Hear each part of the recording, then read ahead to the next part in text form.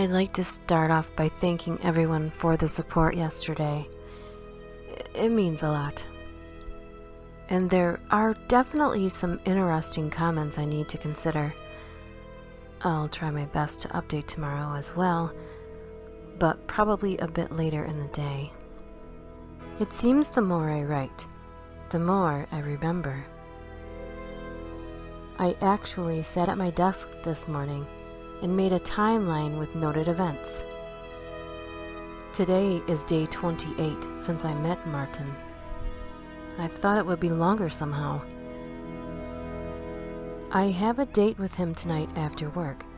It's just dinner and a movie, so I think it's safe, and honestly, I'm more determined than ever to figure out what's going on with him.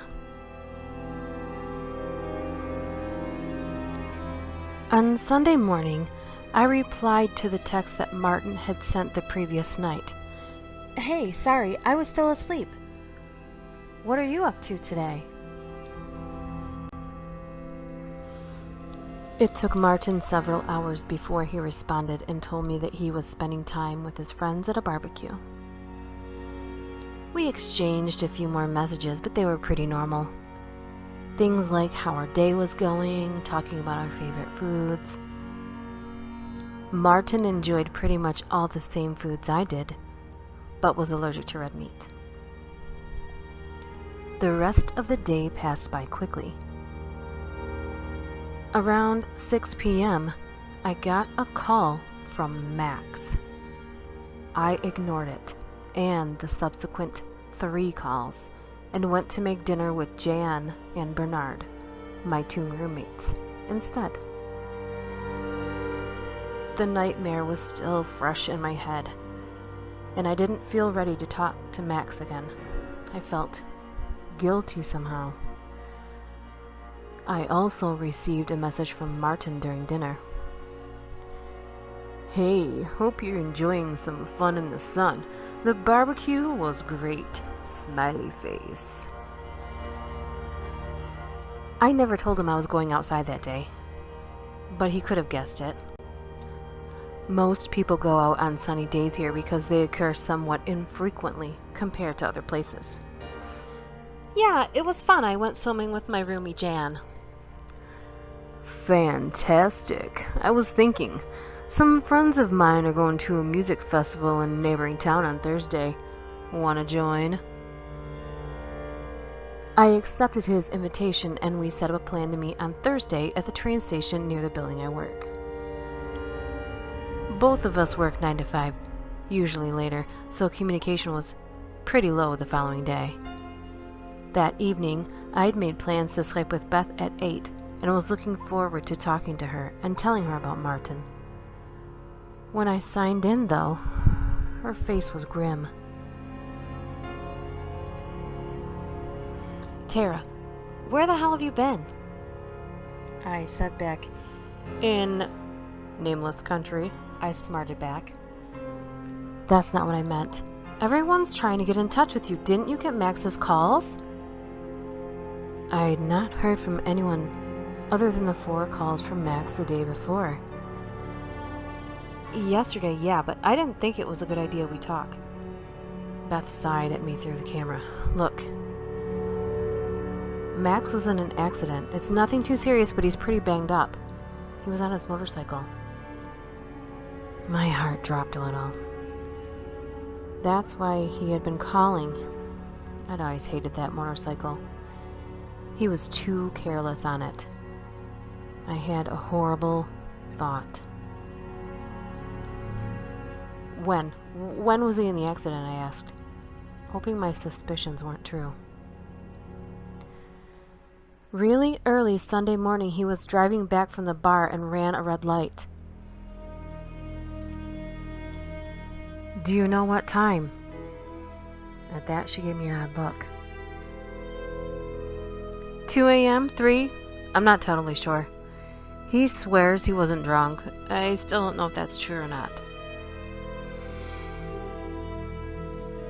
I finally knew what it meant for your blood to run cold. I confessed to Beth about the nightmare. and she agreed it was a weird coincidence, but that it was likely just a coincidence, spurred on by my guilt over breaking up with Max. Neither of us are the type to believe in anything remotely supernatural. We're both rational, scientific types. Well, Beth is an engineer, but no one is perfect. I did agree to call Max the next day and check in on him. I thought it was the least I could do. I didn't tell Beth about Martin because I felt guilty given the circumstances. We signed off a few hours later, promising to Skype again the next week. Tuesday and Wednesday were totally bland work days, and curiously, I didn't hear from Martin, so I sent him a message on Wednesday to make sure we were still on for the following day. I also tried to get in touch with Max, but he never answered or returned my calls. I couldn't blame him. On Thursday, I walked to the train station where I'd agreed to meet Martin. As soon as I arrived, he was walking up to me, though I hadn't noticed where he came from. "Hey, perfect timing!" He beamed down at me while slinging an arm over one of my shoulders. Even with the summer sun beating down on us as he felt unnaturally warm. I was struck again by how handsome he was. Martin bought my ticket extension for the coming trip and we made our way to the train, arriving in the neighboring town half an hour later. Martin told me we had to go meet two of his friends, Clement and Amy, at Clement's apartment. When we arrived, we found the two waiting on Clement's stoop, and Martin introduced me. "So how do you guys know each other?" Clement asked.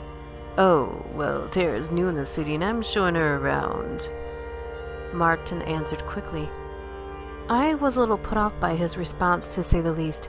We weren't officially dating at that point, true. But it would have been nice for him to at least indicate there was something more. I don't know why, but I liked Clement. Something about him was reassuring, open, and he had kind eyes. I was a bit confused by Amy, though. She was a tiny, frail girl, but very pretty. When I'd arrived, she greeted me with a traditional three-cheek tap kiss, but her lips had been so cold, I'd come away close to shivering. Since the greeting, she hadn't looked at me once. Instead, she kept her eyes downward and her hand clenched in Clement's, who I now assumed to be her boyfriend.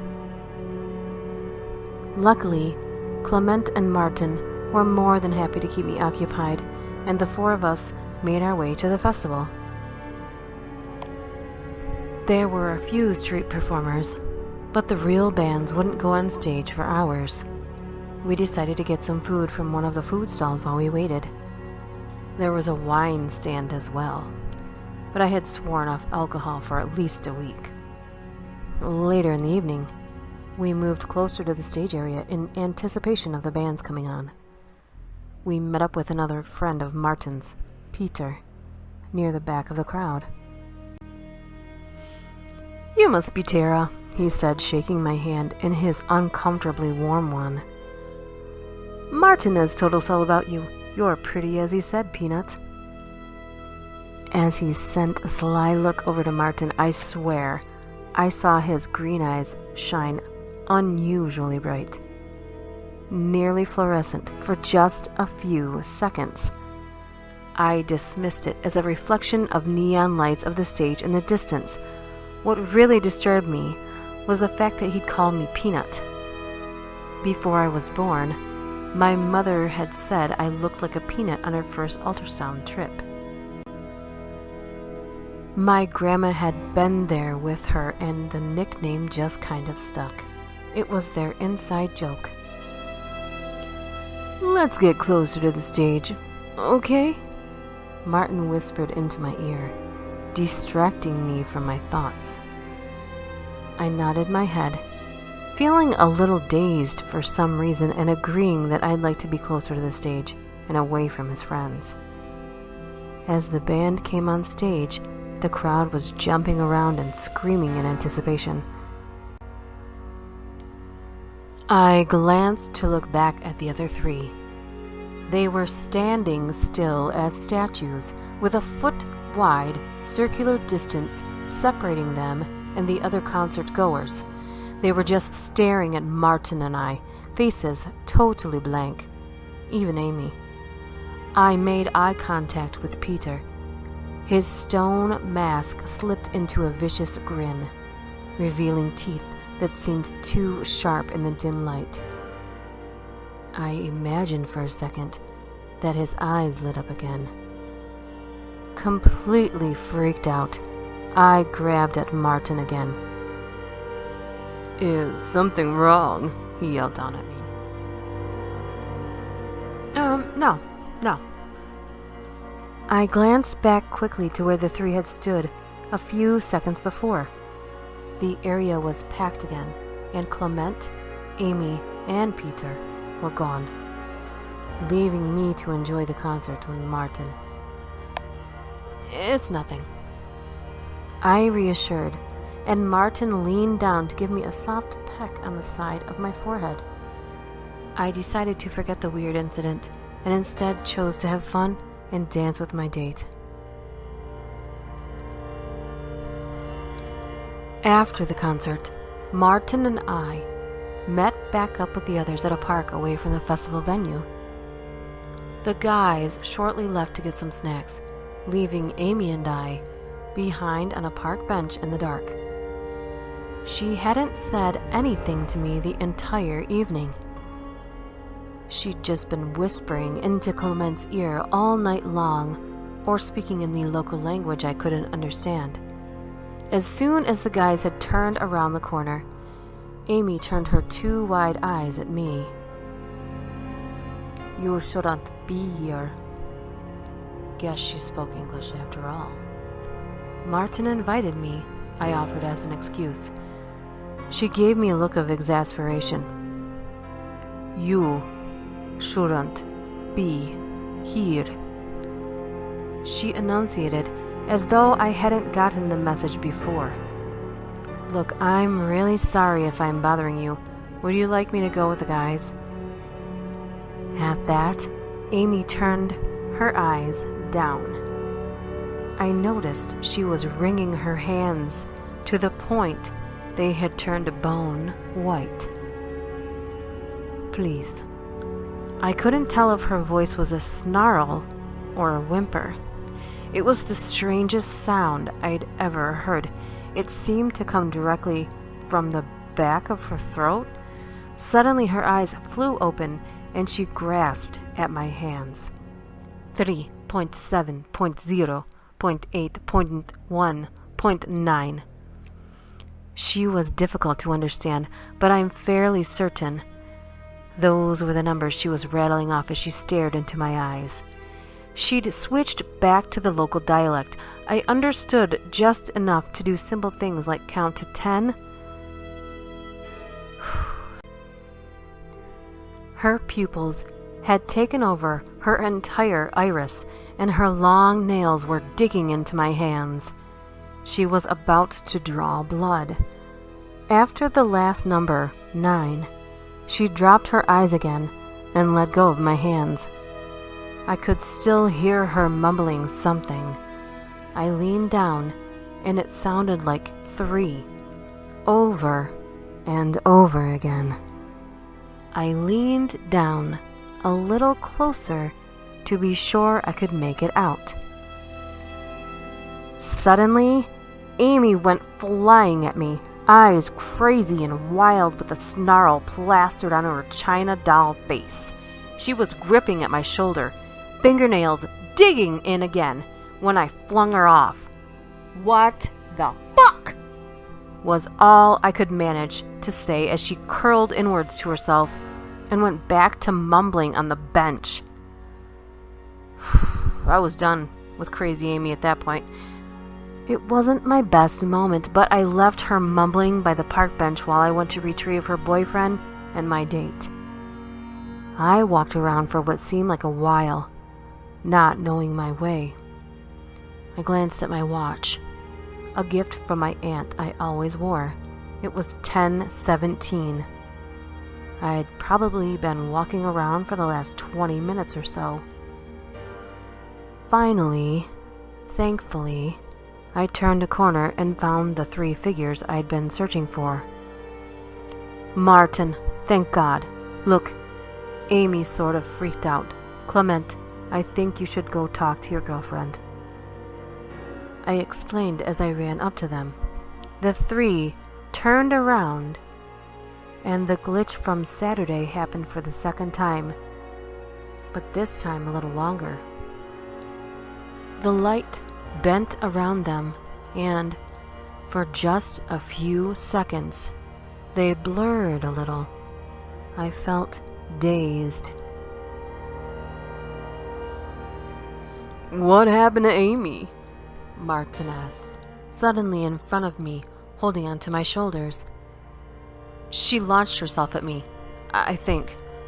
There was something with numbers. For some reason, the events that had just occurred were somehow fuzzy. Clement reassured me that he would go find Amy and take her back home. Martin gave me a hug and another kiss to my forehead before telling Peter that it was getting late and he should get me home. I didn't think it was that late, so I glanced at my watch again. 11:01. There is no way over 40 minutes should have passed. It had only been 5 minutes at most. I still can't understand what happened. Maybe I read the time on my watch incorrectly. Martin and I then made our way to the train station and boarded the train back into the city. He sat by me the entire ride, stroking my palm. My stop was first, since I was leaving at the main train station. When it came time for me to go, Martin stood up, giving me a tight hug and a kiss goodbye. Our first kiss, actually. And it was pretty much as wonderful as I had figured it'd be. Suddenly, the weirdness of the night was drowned out, and I remembered how much fun I'd had with him, despite his strange friends. He promised to be in touch soon, and I made my way back home, collapsing in bed. That night, I had another nightmare. The scenery was different this time. I was steadily walking down a long, dark tunnel.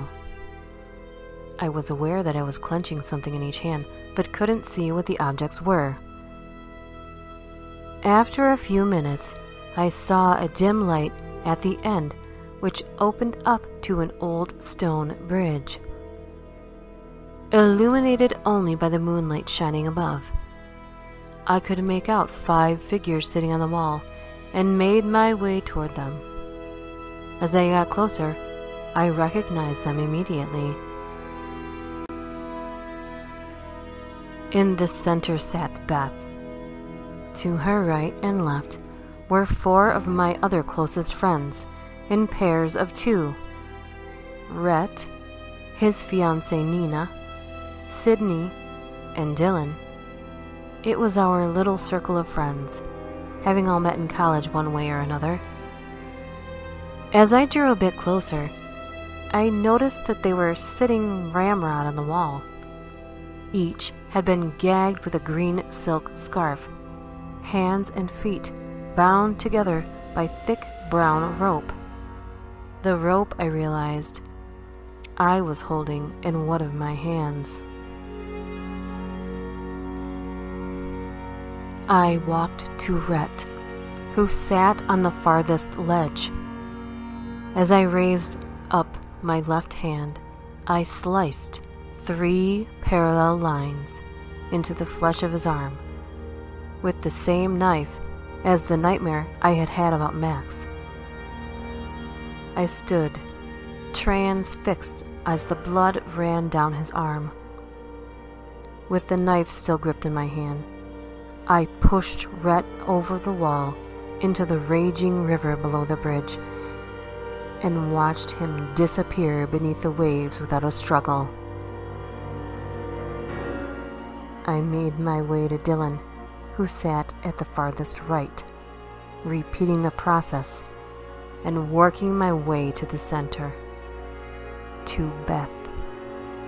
When I reached Beth, though, I paused with the knife near her arm. Very slowly, I put the knife down, dropping it and stepping back from where my best friend was staring at me with wide eyes. Suddenly, a flash of blonde hair entered my vision as I saw Martin barreling towards me, handsome face masked in fury. He grabbed me by the back of my neck, tossing me at Beth as we both tumbled down the wall into the river. I woke up again with a start, gasping for breath like my lungs had been deprived of air. I glanced at my clock. 3:13 a.m. Before I'd went to bed, Martin and I had been discussing what we should do on our next date. I saw that I'd missed a message from him sent at 2:47 a.m. "Hey, what if we go rafting down the river? I'll make sure you don't drown, winky face," it read. That was the first time I can remember being genuinely disturbed by Martin.